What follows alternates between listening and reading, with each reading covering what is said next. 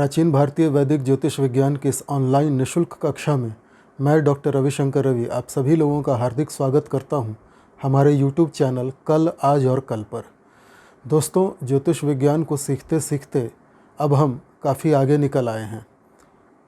हमारी इस यात्रा में कई पड़ाव आए, कई मोड़ आए, हमने बहुत कुछ सीखा, जाना, समझा। अब हम ज्योतिष की गहराई में, ज्योतिष के अंदर प्रवेश कर रहे हैं। प्राचीन भारतीय वैदिक ज्योतिष विज्ञान कितना गहरा है, कितना सार्थक है, ये अब आपको धीरे धीरे पता चलेगा। आज मैं आपको बताने जा रहा हूँ जन्म कुंडली में बनने वाले कुछ राजयोगों और दुर्योगों के बारे में। आज से हम एक नई श्रृंखला प्रारंभ कर रहे हैं। जैसा कि मैंने आपको पूर्व में बताया था, सूचना दी थी, कई सारी श्रृंखलाएं हम कर चुके। अब जन्म कुंडली में, जन्म पत्रिका में बनने वाले राजयोगों और दुर्योगों की श्रृंखला का समय आ गया है। हर व्यक्ति की जन्म पत्रिका में कोई ना कोई राजयोग अवश्य बनता है, कोई ना कोई बुरे योग भी अवश्य बनते हैं। जब जब इन राजयोगों में शामिल ग्रहों की महादशा, अंतरदशा, प्रत्यंतर दशा आती है, तब तब व्यक्ति अपने जीवन में तरक्की करता है, उन्नति करता है, प्रगति के पथ पर आगे बढ़ता है। जब जब दुर्योगों में शामिल ग्रहों की महादशा, अंतरदशा, प्रत्यंतर दशा आती है, व्यक्ति के जीवन में डाउनफॉल आते हैं, अवनति होती है, मुसीबतें आती हैं। आज जो कुछ भी मैं आपको बताऊंगा और ये सीरीज समाप्ति तक जितने भी राजयोगों के बारे में, जितने भी दुर्योगों के बारे में मैं आपको बताऊंगा, आप अपनी जन्म पत्रिका खोलकर मेरे बताए अनुसार अपनी कुंडली में चेक करना, जांचना, आपकी कुंडली में कौन से राजयोग और कौन से दुर्योग बन रहे हैं। इससे आपको ये समझ आ जाएगा कि जो ग्रह राजयोग या दुर्योग बनाने में शामिल हैं, उन ग्रहों की महादशा, अंतरदशा, प्रत्यंतर दशा आने के समय आपको क्या सावधानियां रखनी हैं। धीरे धीरे जैसे जैसे हम राजयोगों की चर्चा करेंगे, आप धीरे धीरे इस बात को समझ जाएंगे। चलिए अधिक देर नहीं करते और प्रारंभ करते हैं पंच महापुरुष राजयोग से। पंच महापुरुष राजयोग, जैसा कि नाम से जाहिर है, ये 5 अलग प्रकार के राजयोग हैं। महापुरुष मतलब जिस व्यक्ति की कुंडली में ये पंच महापुरुष राजयोग बनता है, वो आदमी कोई साधारण आदमी नहीं होता, वो महापुरुष होता है। और राजयोग तो है ही, व्यक्ति को राजा बना देता है। आगे बढ़ने से पहले आपसे 2 विनम्र सदाबहार निवेदन करना चाहूँगा। यदि आप डायरेक्ट इसी वीडियो पे आए हैं तो कृपया अब तक मैंने जितने वीडियो अपलोड किए हुए हैं हमारे चैनल पे, आप उन सबों को देख जाएं, तो आपको ये वीडियो अच्छे से समझ आ जाएगा। और यदि आपने अब तक हमारे चैनल को लाइक और सब्सक्राइब नहीं किया है तो कृपया अब कर दीजिए। यदि आपने बेल आइकॉन के बटन को नहीं दबाया है, ऑल का ऑप्शन टच नहीं किया है, कृपया अब कर दीजिए। यदि आपने हमारे चैनल को social media accounts Facebook, Instagram, Telegram, Twitter, WhatsApp इत्यादि पे अपने दोस्तों, पड़ोसियों, रिश्तेदारों को शेयर नहीं किया है तो कृपया अब कर दीजिए, ताकि वो भी इस महत्वपूर्ण श्रृंखला को देखें, ज्योतिष को सीखें और अपनी जन्म पत्रिका स्वयं पढ़ें। दोस्तों, पंच महापुरुष राजयोगों में 3 शर्तें होती हैं, 3 कंडीशंस होती हैं, जिनके बारे में अभी मैं आपको बताऊंगा, लिख के बताऊंगा। ये 3 शर्तें क्या हैं? सबसे पहला तो ये कि पंच महापुरुष योग केवल 5 ग्रहों से बनता है। वो 5 ग्रह मंगल, बुध, गुरु, शुक्र और शनि हैं। सूर्य, चंद्रमा, राहु और केतु ये पंच महापुरुष योगों में कभी शामिल नहीं होते। केवल मंगल, बुध, गुरु, शुक्र और शनि यही पंच महापुरुष योगों में शामिल होते हैं। केवल इनसे ही पंच महापुरुष योग बनता है। तो पहली शर्त तो यही हो गई कि पंच महापुरुष योग में मंगल, बुध, गुरु, शुक्र और शनि ही होने चाहिए। ये प्रथम शर्त है। दूसरी कंडीशन ये है कि ये 5 ग्रह मंगल, बुध, गुरु, शुक्र, शनि जन्म पत्रिका के केंद्र स्थानों में ही बैठने चाहिए। 1, 4, 7, 10 लग्न भाव, चतुर्थ भाव, सप्तम भाव और दशम भाव में ही बैठेंगे, तभी पंच महापुरुष योग का निर्माण होगा। त्रिकोण में बैठकर या जन्म कुंडली के अन्य किसी भाव में बैठकर ये 5 ग्रह पंच महापुरुष योग नहीं बना सकते। ये दूसरी शर्त है। और तीसरी और आखिरी शर्त क्या है? ये 5 ग्रह केंद्र स्थान में बैठकर स्वगृही होने चाहिए अथवा उच्च के होने चाहिए। या तो अपने घर के हों, अपने घर में बैठे हों, अपनी राशि में बैठे हों, या फिर उच्च के हों। ऐसी राशि में जहाँ ये ग्रह उच्च के हो जाते हैं वहाँ बैठे हों। मित्र के घर में बैठे होंगे, शत्रु के घर में बैठे होंगे तो पंचमहापुरुष योग नहीं बनेगा। ये 3 बड़ी इंपॉर्टेंट शर्तें हैं पंचमहापुरुष योग बनने की। मैं बोर्ड की दूसरी साइड लिख भी दूंगा ताकि आप उसको नोट कर लें। अपनी जन्म पत्रिका खोल के अवश्य चेक कीजिएगा, कहीं आपकी कुंडली में पंचमहापुरुष योग बन तो नहीं रहा, कहीं एक साथ 2-2, 3-3 पंचमहापुरुष योग तो नहीं बन रहे। यह आवश्यक नहीं है कि एक व्यक्ति की कुंडली में एक ही पंचमहापुरुष योग बने, 2, 3, 4 पंचमहापुरुष योग भी बन सकते हैं। जितने बड़े बड़े फिल्म स्टार्स, लीडर्स, बिजनेसमैन, समाज में प्रतिष्ठित ख्याति प्राप्त धनाढ्य व्यक्ति हुए हैं, उन सब की कुंडली में राजयोग अवश्य बनते हैं और अक्सर 1 या 2 पंचमहापुरुष योग भी अवश्य बनते हैं, क्योंकि ऐसे लोग कोई साधारण लोग तो होते नहीं, ये तो महापुरुष होते हैं।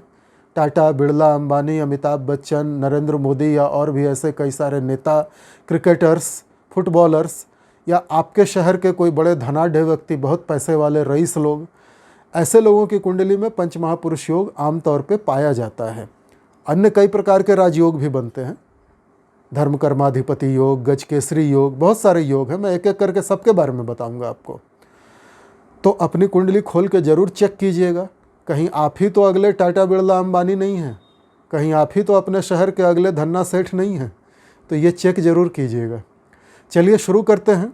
मैं पूरी डिटेल में आपको बताऊंगा कि पंचमहापुरुष योग कैसे कैसे बनता है, किन किन लग्नों में बनता है, 12 लग्न में किन किन लग्नों में पंचमहापुरुष योग बनेगा, जिस ग्रह से बनेगा वो जिस भाव में बनेगा उस भाव में वह ग्रह क्या परिणाम देगा, उस ग्रह की दृष्टि जिन भावों पे जाएगी उस पे क्या परिणाम मिलेंगे। तो ये सीरीज लंबी चलने वाली है। आज हम बात करेंगे पंचमहापुरुष योगों में सबसे पहला योग जो मंगल से बनता है। सूर्य चंद्रमा इसमें शामिल नहीं होते हैं। उसके बाद तीसरा है मंगल। तो मंगल से बनने वाले पंचमहापुरुष योग को हम रोचक योग कहते हैं। आप देख सकते हैं बोर्ड में मैंने लिखा हुआ है मंगल से बनने वाला रोचक योग। तो हम आज रोचक योग की चर्चा करेंगे। किन किन लग्नों में मंगल किन किन भावों में बैठेगा तो रोचक योग का निर्माण करेगा और रोचक योग बनने पर क्या परिणाम मिलेंगे। देखिए, मंगल जो है देवताओं का सेनापति है, बहुत ऊर्जावान, अग्नि तत्व का ग्रह है, गर्म ग्रह है, एनर्जी बहुत ज़्यादा है इसमें। तो जिस व्यक्ति की कुंडली में मंगल द्वारा पंचमहापुरुष योग, रोचक योग का निर्माण होता है, वह व्यक्ति बहुत ज़्यादा एनर्जेटिक होता है, ऊर्जावान होता है, साहसी होता है, निडर होता है, 100 के बराबर वो अकेला होता है। मंगल सदा दूसरों का मंगल करने वाले होते हैं, कल्याण करने वाले होते हैं, भला करने वाले होते हैं। तो पंचमहापुरुष योग यदि किसी व्यक्ति की कुंडली में बन जाए, रोचक योग बन जाए, तो व्यक्ति स्वयं का भी कल्याण करता है और समाज का, अपने परिवार का, अपने मित्रों रिश्तेदारों का भी कल्याण करता है। अलग अलग डिफरेंट कंडीशंस हैं, कंडीशन अप्लाइड है यहाँ भी। मैं अभी उदाहरण के साथ आपको बताऊंगा। तो सबसे पहले तो आप चाहें तो इसको नोट कर लें कि पंचमहापुरुष राजयोग केवल इन 5 ग्रहों से बनेगा, मंगल, बुध, गुरु, शुक्र और शनि। मंगल से बनने वाले योग को रोचक योग कहते हैं। बुध से बनने वाले पंचमहापुरुष योग को भद्र योग कहते हैं। गुरु से बनने वाले पंचमहापुरुष योग को हंस योग कहते हैं। शुक्र से बनने वाले पंचमहापुरुष योग को मालव्य योग कहते हैं और शनि से बनने वाले पंचमहापुरुष योग को शश योग कहते हैं। आज बात होगी रोचक योग की। मित्रों, 12 लग्न होते हैं, इतना तो मैंने आपको अपने पुराने वीडियोस में बता ही दिया है, 12 राशियां होती हैं। रोचक योग केवल और केवल 8 लग्नों में बनता है, 4 लग्नों में नहीं बनता। ऐसी परिस्थितियां ही नहीं आती कि रोचक योग वहां बने। केवल 8 लग्नों में ऐसी परिस्थितियां आती हैं जहां रोचक योग का निर्माण होता है। कहाँ कहाँ निर्माण होता है ये भी मैं आपको लिख के बताऊंगा। आप इसको नोट कर लें, आपके लिए अच्छा होगा। चलिए अब मैं आपको बताता हूं कि किन किन लग्नों में रोचक योग बनता है। दोस्तों, रोचक योग सबसे पहले मेष लग्न की बात करेंगे। काल पुरुष की कुंडली में पहली राशि मेष राशि होती है, तो सबसे पहले हम मेष लग्न की बात करेंगे। तो मेष लग्न में रोचक योग प्रथम भाव में और दशम भाव में बनता है। ठीक है, पहले आप ये नोट कर लें कि रोचक योग किस लग्न में किस भाव में बनता है। उसके बाद मैं आपको उदाहरण कुंडलियों से भी ये बात बताऊंगा। तो लिखते जाइए, मेरे साथ साथ नोट करते जाइए। मेष लगन में प्रथम भाव में और दशम भाव में रोचक योग।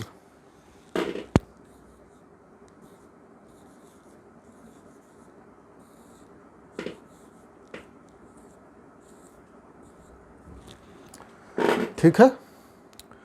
इसके बाद वृष लगन में भी रोचक योग बनता है। वृष लगन में रोचक योग सप्तम स्थान में बनता है।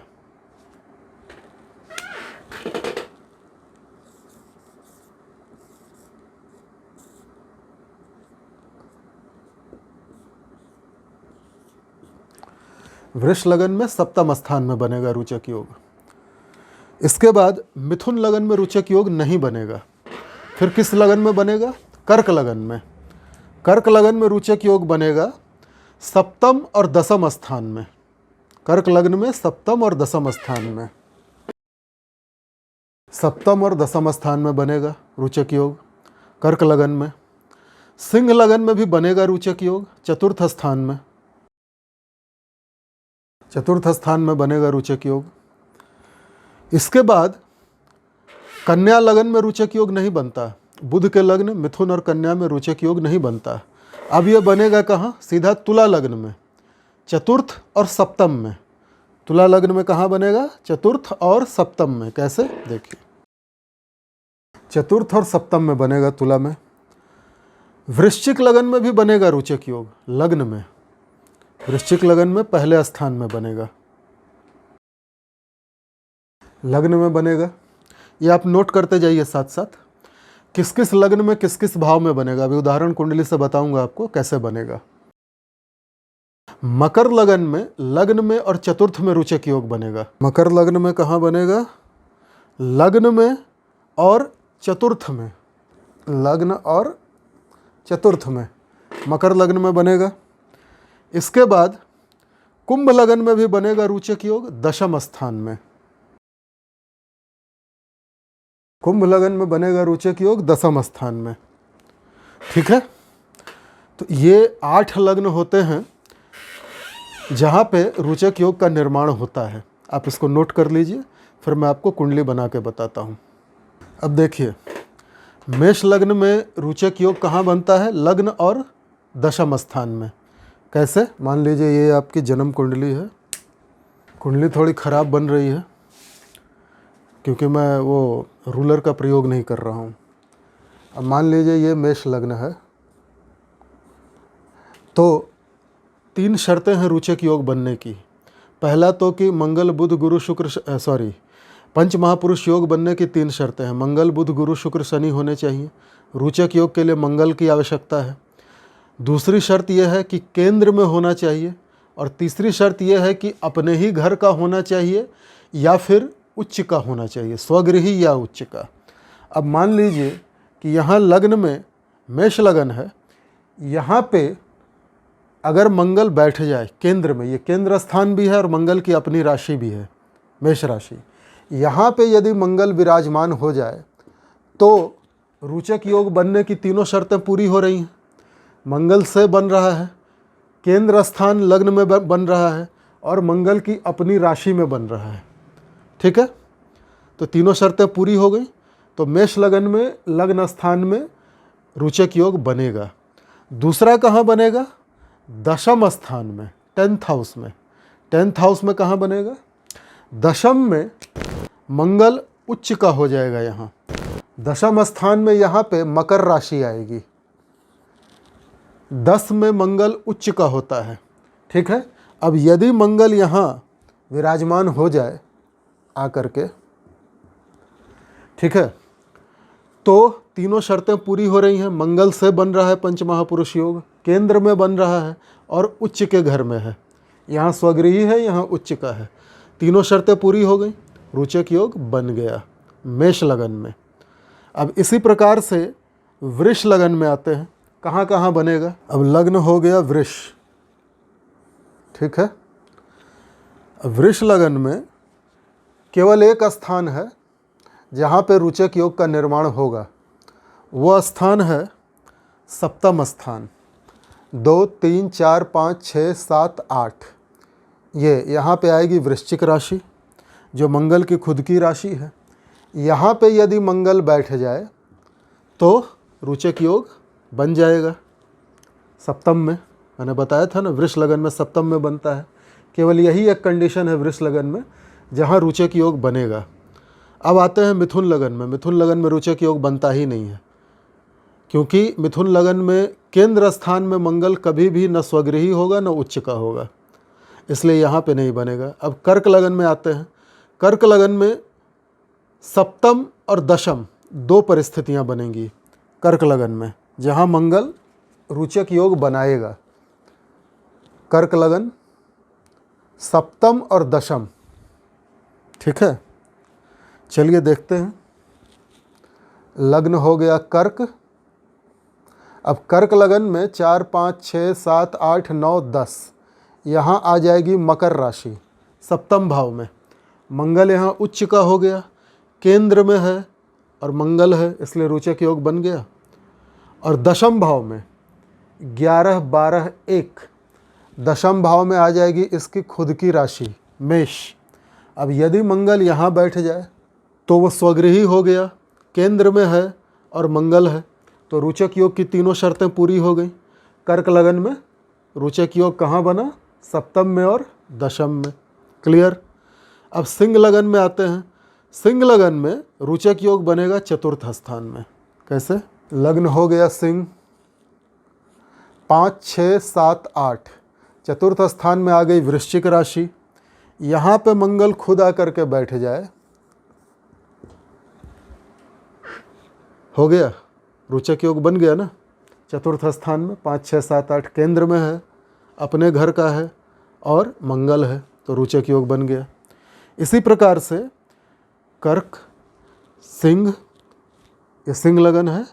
कन्या लगन में फिर नहीं बनता रोचक योग, क्योंकि वो बुध का लगन है। तुला लगन में बनेगा। तुला लगन में चतुर्थ में और सप्तम में बनेगा। तुला लग्न में लग्न तुला है 7, 8, 9, 10 यहाँ पे आ जाएगी मकर राशि, जहाँ मंगल यदि विराजमान हो जाएगा तो वो उच्च का हो जाएगा चतुर्थ स्थान में। ठीक है, तो यहाँ पे रोचक योग की तीनों शर्तें पूरी हो गई। अब एक और परिस्थिति बनती है सप्तम में इसके। 7, 8, 9, 10, 11, 12, 1 सप्तम में आएगी मेष राशि। यहाँ यदि मंगल स्वयं विराजमान हो जाए तो तीनों शर्तें पूरी हो गई। मंगल अपने घर का है, केंद्र में है और मंगल है, तो रोचक योग बन गया चतुर्थ में और सप्तम में। क्लियर। इसके बाद आते हैं वृश्चिक लगन में। वृश्चिक लगन में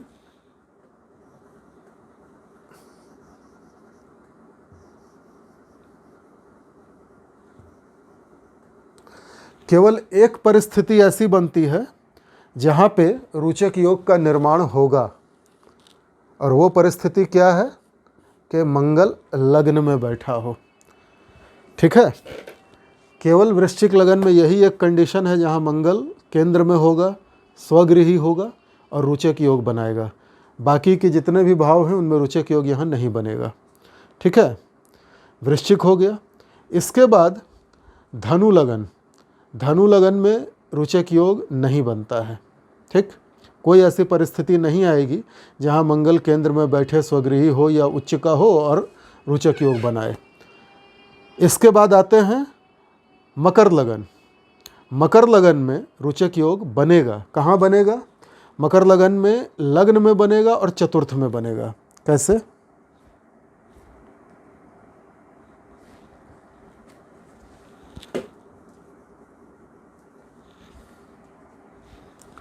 ये हो गया मकर लगन।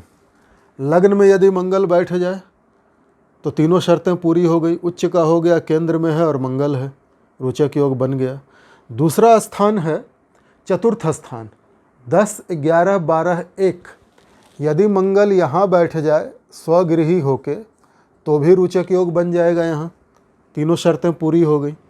तो मकर लगन में ये 2 स्थान हैं जहाँ पे रोचक योग बनता है। जिन 12 लग्नों में से 8 लग्नों की बात मैं कर रहा हूँ, यदि आप भी इन 8 लग्नों में से ही हैं तो अपनी कुंडली खोल के ये पोजीशन मंगल की चेक करिएगा कि क्या आपकी कुंडली में रोचक योग बन रहा है।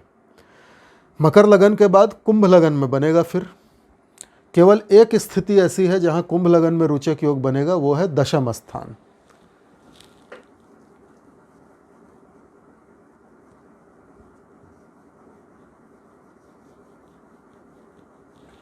देखिए कैसे,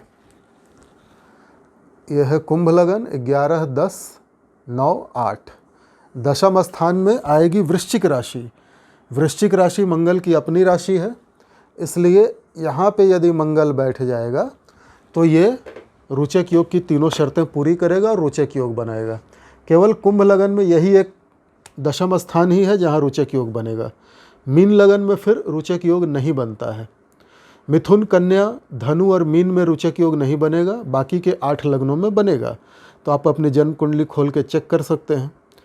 अच्छा, रोचक योग जिस भाव में बनेगा उस भाव से संबंधित बढ़िया फल तो मंगल की महादशा अंतरदशा में मिलेंगे ही प्रत्यंतर में। जहाँ जहाँ मंगल की दृष्टि जाएगी उसका क्या परिणाम होगा। मान लीजिए इसी का उदाहरण लेते हैं कि यहाँ पे रोचक योग बन रहा है कर्म स्थान में, तो इस जातक का कर्म क्षेत्र बहुत बढ़ा चढ़ा होगा। मतलब पंच महापुरुष योग है, तो ऐसा व्यक्ति या तो सेना में या पुलिस में या फिर राजनीति में बड़ी ऊंचाई पे हो, बहुत ऊंचे पोस्ट पर हो, समाज में बड़ी मान प्रतिष्ठा हो। अगर ये व्यापार कर रहा हो तो ये स्पोर्ट्स का सामान का व्यापार कर सकता है, या फिर ये बड़ा खिलाड़ी हो सकता है, या फिर ये बड़ा बिल्डर हो सकता है, ज़मीन जायदाद से जुड़े हुए कारोबार को कर सकता है, कोई बड़ा प्रॉपर्टी डीलर हो सकता है, प्रोमोटर एंड डेवलपर हो सकता है, या फिर ये अग्निशमन विभाग में कोई बड़ा अधिकारी हो सकता है, या फिर ये सेना या पुलिस का कोई बड़ा अधिकारी हो सकता है, या कोई बड़ा राजनेता हो सकता है। समाज में बहुत नाम होगा, प्रतिष्ठा होगी, कर्म क्षेत्र में इसका दबदबा होगा चारों तरफ, क्योंकि मंगल साहसी बनाता है, आदमी को नेतृत्व करने वाला बनाता है। देवताओं का सेनापति है, तो ये नेतृत्व करता है। अपने जिस भी फील्ड में ये व्यक्ति होगा वहाँ पे लीडर होगा। दूसरों का, अपने जैसे 100, 200, 1000, 2000, 5000 लोगों का ये नेतृत्व करने वाला होगा। साहसी होगा, दूसरों का भला करने वाला होगा, क्विक रिएक्शन देने वाला होगा, क्विक रिस्पांस देने वाला। यदि इसके कर्म क्षेत्र में इससे किसी तरह का वाद विवाद हो या इसकी भावनाएं आहत हों तो ये तुरंत शार्प इमीडिएट रिएक्ट करेगा और बहुत जहरीला रिएक्ट करेगा। मतलब कह सकते हैं कि सामने वाले पे भारी पड़ेगा। तो कर्म के दृष्टि से तो अत्यंत उत्तम है पंच महापुरुष योग। काम धंधा बहुत चलेगा, ढेर सारा पैसा होगा, बहुत सारे इसकी प्रतिष्ठा होगी देश विदेश में। मतलब जो ना आप कहें वो कम है। दृष्टियाँ कहाँ कहाँ जाएंगी। यहाँ पे बैठ कर के मंगल 4, 7 और 8 दृष्टि से देखता है। तो सबसे पहले तो इसकी दृष्टि लग्न पे पड़ रही है, यहाँ चतुर्थ भाव में 1, 2, 3, 4, और लग्न है कुंभ लगन शनि का। तो शनि थोड़ा सा एकांत प्रिय, थोड़ा स्लो चलने वाले, और उस पर पड़ गई मंगल की दृष्टि।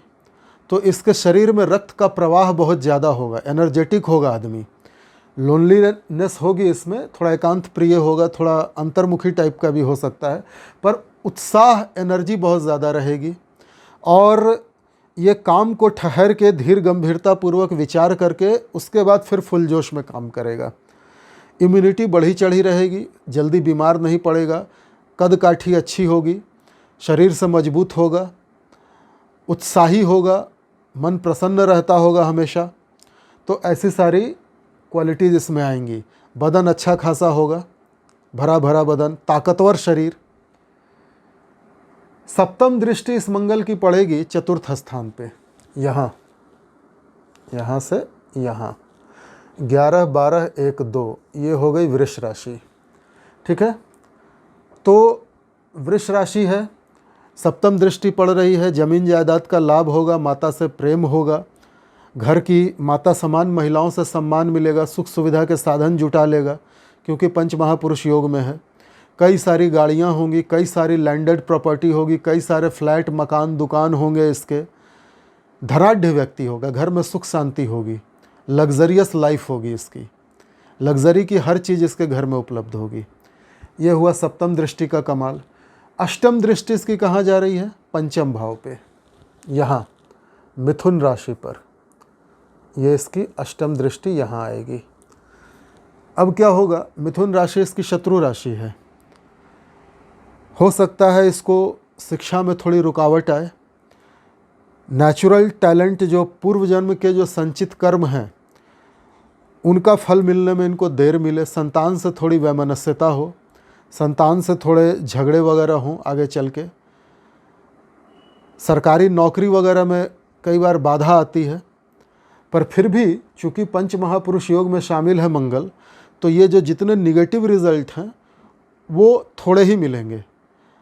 निगेटिव रिज़ल्ट आधे या आधे से भी कम मिलेंगे, बाकी का सारा कुछ ठीक ठाक रहेगा। तो पंचम पे दृष्टि मंगल की, चूँकि शत्रु का घर है इसलिए मैंने कहा कि संतान से बाधा, संतान में बाधा, संतान की मृत्यु होना, मंगल की दृष्टि है पंचम स्थान पे, मिसकैरेज हो जाए बीवी का, या बच्चा पैदा ना हो या पैदा होकर मर जाए, शिक्षा में बाधा आए, थोड़ी बहुत रुकावटें तो रहेंगी क्योंकि शत्रु राशि को देख रहा है। पर ओवरऑल ये अच्छा रहेगा क्योंकि पंच महापुरुष योग में भी शामिल है। तो इस प्रकार से हम दृष्टियों का विवेचन करेंगे जितने भी लग्न हैं हर लग्न में, ठीक है। तो मेरे ख्याल से अब आप रोचक योग को अच्छी तरह समझ गए होंगे। कल के वीडियो में हम मिलेंगे तो भद्र योग की चर्चा करेंगे। भद्र पंच महापुरुष योग बुध से बनता है। आपको बताऊंगा किन किन लग्नों में बनता है, दृष्टियां कहाँ कहाँ जाएंगी। अच्छा, वीडियो समाप्त करने से पहले और एक चर्चा करना चाहूँगा कि मंगल, जितना मैंने अपने पिछले वीडियोस में आपको बताया है कि कर्क में नीच का होता है और मकर में उच्च का होता है। 10 में मंगल उच्च का हो जाता है, 4 में नीच का हो जाता है। कभी आपने सोचा है कि ऐसा क्यों होता है? मकर राशि मंगल की शत्रु राशि है और अपने शत्रु की राशि में जाकर के मंगल उच्च का हो जाता है, और कर्क राशि मंगल की मित्र राशि है, अपने मित्र की राशि में आकर के मंगल नीच का हो जाता है। ऐसा क्यों भाई? दुश्मन के घर में जाके उच्च के हो गए और अपने दोस्त के घर में आकर के नीच के हो गए। कभी विचार किया इस पे? मैं बताता हूँ। देखिए, मंगल जो है वो अग्नि तत्व ग्रह है, गर्म ग्रह है। मेष राशि जो काल पुरुष की पहली राशि है वो भी अग्नि तत्व है, ये मैंने अपने पिछले वीडियोज़ में बताया है, कृपया आप उस वीडियो को देख लें। कर्क राशि जो काल पुरुष की कुंडली में चौथी राशि है वो जल तत्व है। अब अग्नि तत्व का ग्रह यदि जल तत्व की राशि में आएगा तो आग और पानी का क्या मेल है? आग और पानी यदि साथ मिल जाए तो क्या होगा? पानी भाप बन के उड़ जाएगा और आग बुझ जाएगी, दोनों का नुकसान होगा। मंगल की उग्रता, उसकी एनर्जी कम हो जाएगी। तो कर्क में जाते ही मंगल का जो नैसर्गिक गुण है वो ख़त्म होने लगता है। वो उतना एनर्जेटिक नहीं रहता, उतना उत्साही नहीं रहता। मंगल का तो गुण ही है एनर्जी से भरपूर, जोश भरा हुआ है, साहस है, हिम्मत है, डेयरिंग है। वो सारा कर्क राशि में जाकर ठंडा पड़ जाता है क्योंकि ये आग है, वो पानी है। इसलिए कर्क में मंगल नीच का हो जाता है, मतलब अपने शुभ परिणाम नहीं देता। मकर राशि भले मंगल की शत्रु राशि है, लेकिन शनि क्या है? लेबर क्लास को रिप्रेजेंट करता है। नौकर, सेवक, ये शनि है। और मंगल क्या है? देवताओं के सेनापति हैं। सेनापति जब युद्ध करने जाता है, पीछे पीछे सेना चलती है, तो उस सेना की सेवा करने के लिए सेवक भी चलते हैं। सिपाही जो युद्ध में घायल होगा उसकी मरहम पट्टी करने के लिए डॉक्टर होंगे, उसको खाना पका के देने के लिए रसोइये होंगे, सेवक होंगे जो खाना थाली में परोस के देंगे, बैंडेज करेंगे। सिपाही घायल है तो उसका उपचार करेंगे। सिपाही के जो अस्त्र शस्त्र होते हैं वो गाड़ियों पे लाद के चलाने वाले गाड़ीवान होते हैं। सिपाही को स्ट्रेचर पे लाद के ले जाने वाले सेवक होते हैं, ऑर्डरली, जिसको अर्दली कहते हैं, वो होते हैं। मतलब जब युद्ध में कोई सेना जाती है तो ढेर सारे नॉन मिलिट्री स्टाफ भी जाते हैं जिनका काम होता है सेवा करना, जो ज़रूरी चीज़ें हैं वो उपलब्ध करवाना। राशन पहुंचाने के लिए गाड़ियां होंगी, ड्राइवर होंगे, राशन उतारने के लिए कुली होंगे। तो ये सारा जो लेबर क्लास है उसको शनि रिप्रेजेंट करता है, शनि उसका प्रतिनिधि है। और मंगल है सेनापति। सेनापति तभी युद्ध जीत सकता है जब सेना उसके साथ हो, सेना उसके सहयोग करे, और सेना के सिपाही तभी लड़ पाएंगे जब उसका बैक सपोर्ट जो सेवक हैं वो उसकी अच्छे से सेवा करें। तो इसलिए मंगल मकर राशि में, जो सेवकों की राशि है, शनि की राशि है, वहाँ जाके उच्च का हो जाता है। जब सेवक उसके साथ होंगे, सेवक उसकी सहायता करेंगे, तो सेना भी साथ देगी और सेनापति बढ़िया प्रदर्शन करेगा। तो मंगल की एनर्जी जो है, जो जोश भरी एनर्जी है, ताकत है, वो सारी सेवकों में आ जाएगी और सेवक ज़्यादा जोश के साथ, ज़्यादा एनर्जी के साथ अच्छा परिणाम देंगे। इसलिए मंगल शनि की राशि में, मकर में जाके उच्च के हो जाते हैं। ये तर्क है ज्योतिष विज्ञान का। चलिए आज का वीडियो यहीं समाप्त करते हैं और मिलते हैं कल के वीडियो में भद्र योग के साथ।